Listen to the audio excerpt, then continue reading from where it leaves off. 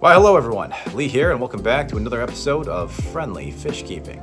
Today's episode, I wanted to showcase this beast over here. This is the 33-gallon long Seapora Aquarium. Now, this is an uncommon tank. It's not really going to be something you're going to see at your local PetSmart or Petco. The tank I have is made by a company called Seapora, although I'm pretty sure there are other companies that make them as well. Now, I live in upstate New York and called around to a lot of my local fish stores in the area.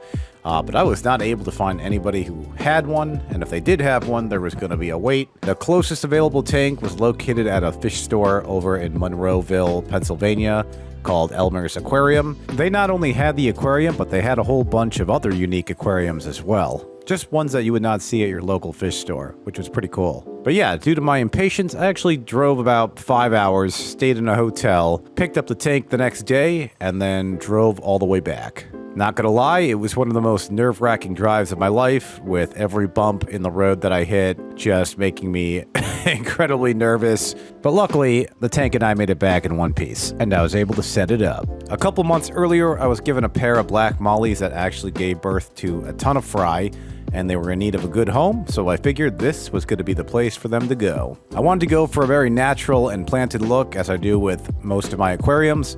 So I did go with the sand substrate. I added some crypts, a few Amazon swords, and tons of pothos as always.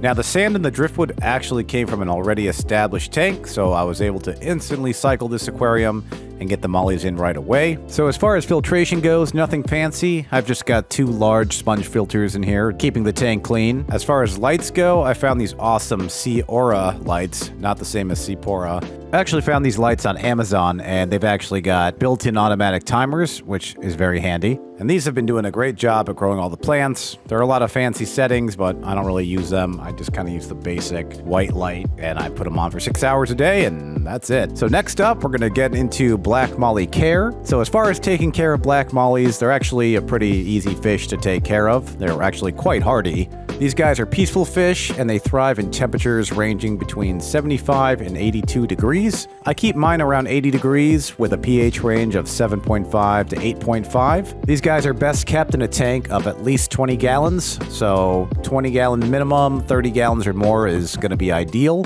So the 33-gallon long is a great fit, and it gives them plenty of horizontal swimming space. They do prefer warm and hard mineral-rich water, which is great because my local water supply is extremely hard. It's full of calcium and magnesium. Calcium and magnesium are highly beneficial for Black Mollies. These minerals increase water hardness, support proper bone development, and prevent diseases like shimmer, and they also aid females in the breeding process. Very good for these guys. Now, I keep my mollies in hard fresh water, but they can live, and live well, thrive actually, in brackish water. And with careful acclimation, they can actually even live in salt water, which I find insane. They're just a very adaptable fish. As far as how many to keep in a tank, 3 to 4 minimum, but 5 or more is always going to be much better and make them feel more comfortable, make them feel more secure. Now, if you're keeping males and females, you're going to want to have 1 male for every 3 to 4 females. This will prevent the males from harassing the same females and reduce stress. This also prevents death from the same fish just constantly mating. If you are going to keep a male and a female, be prepared for a lot of fry. In my experience, the mollies will eat the fry right away, but if your tank is heavily planted, some are going to hide, some are going to survive, and they're going to grow up into adulthood, and then you're going to have more fish. Now, if you're trying to breed, these guys are very easy to breed. You're not going to have a problem there, but if you're not, just keep that in mind. I did have a male at one point, but he passed away, but I'm pretty sure all the fish in the tank are female. Now, even though currently there are no male mollies in the tank, female mollies can still hold the male's sperm from anywhere up to 3 to 9 months, although I've read possibly as long as up to a year.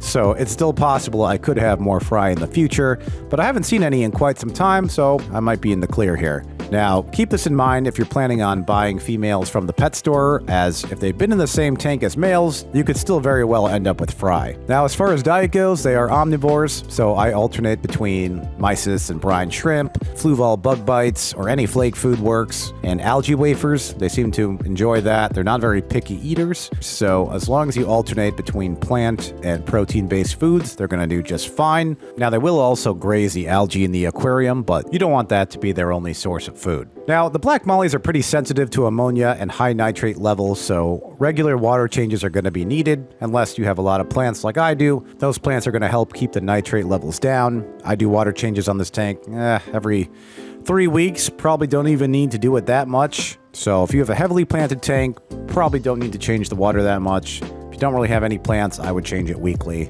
Now, Black Mollies are a pretty peaceful fish and can live with most fish that are of similar size. Other live bearers like platies, swordtails, guppies.